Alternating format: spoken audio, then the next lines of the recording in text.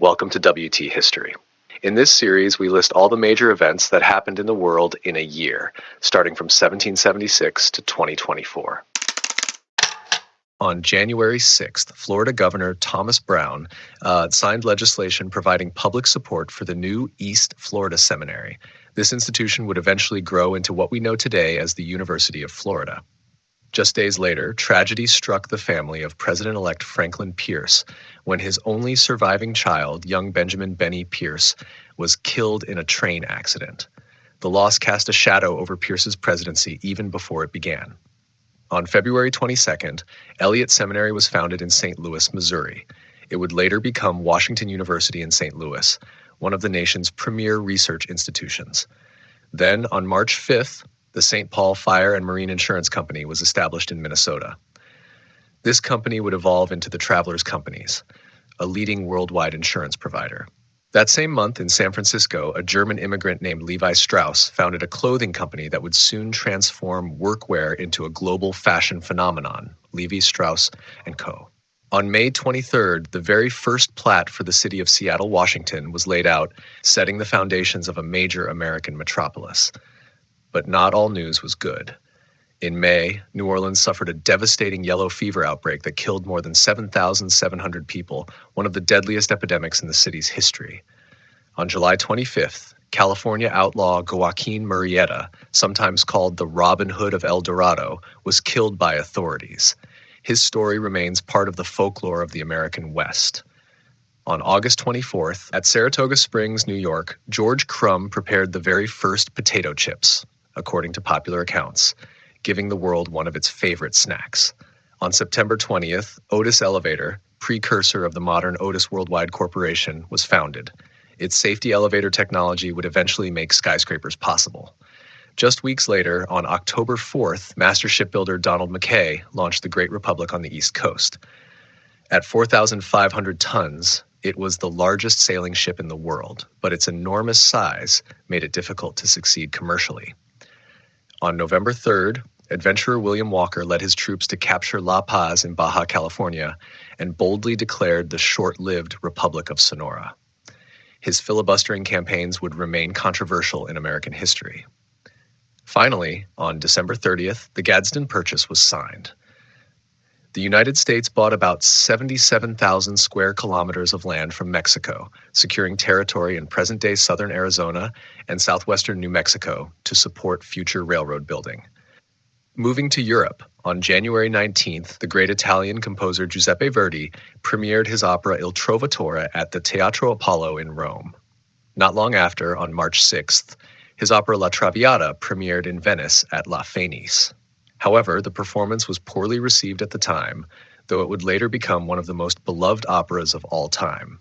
On March 29th, Manchester was officially granted city status in the United Kingdom, cementing its role as a hub of the Industrial Revolution.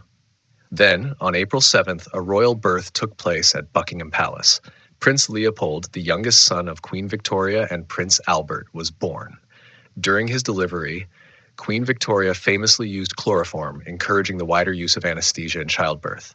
From May 12th to October 31st, Dublin, Ireland hosted the Great Industrial Exhibition, showcasing innovations from across Europe. That same month, the world's first public aquarium opened at the London Zoo, delighting visitors with aquatic life. Meanwhile, engineer Isambard Kingdom Brunel accepted a tender from John Scott Russell to build the SS Great Eastern, a massive passenger steamer that would push the limits of shipbuilding. On June 22nd, Guimarães in Portugal was elevated to city status by Queen Maria II. Just 8 days later, on June 30th, Georges-Eugène Haussmann was appointed prefect of the Seine in France. His appointment marked the beginning of a massive replanning of Paris that would transform the city with its wide boulevards and modern design.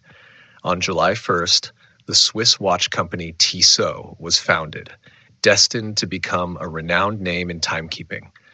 On August 23rd, international cooperation advanced with the creation of the first true international meteorological organization, founded in Brussels, Belgium. The very next day, August 24th, the Royal Norwegian Navy Museum was established at Horten, making it one of the world's first dedicated naval museums.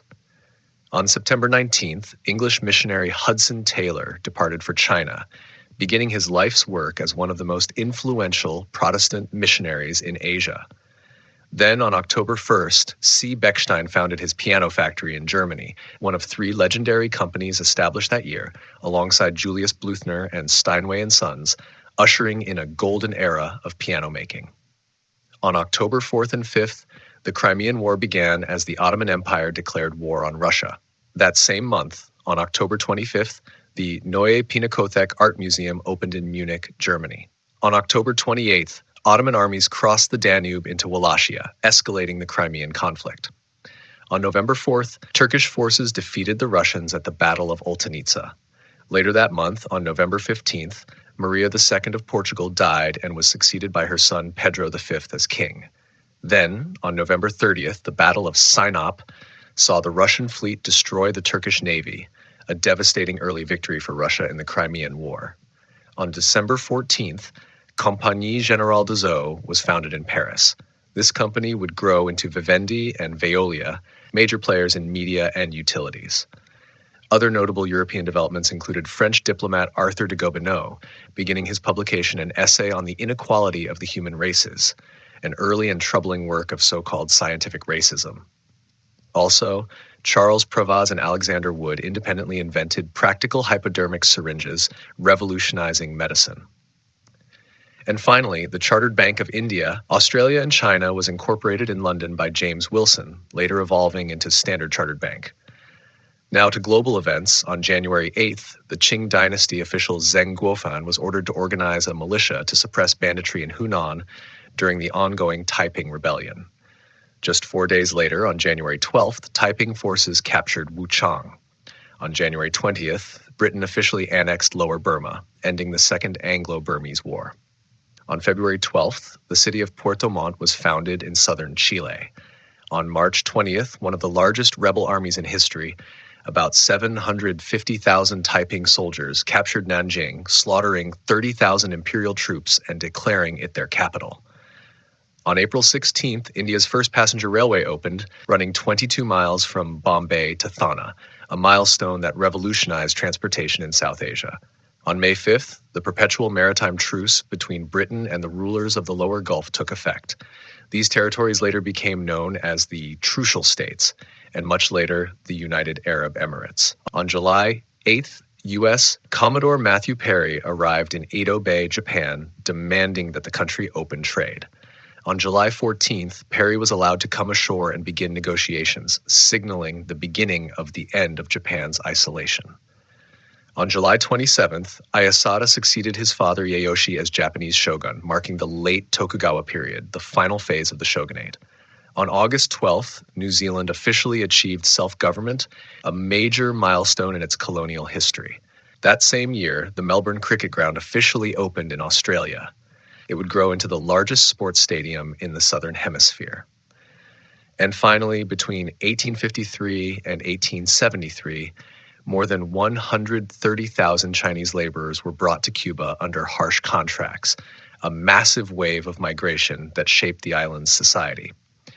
Thank you for watching. Don't forget to like, share, and subscribe for more stories from the past.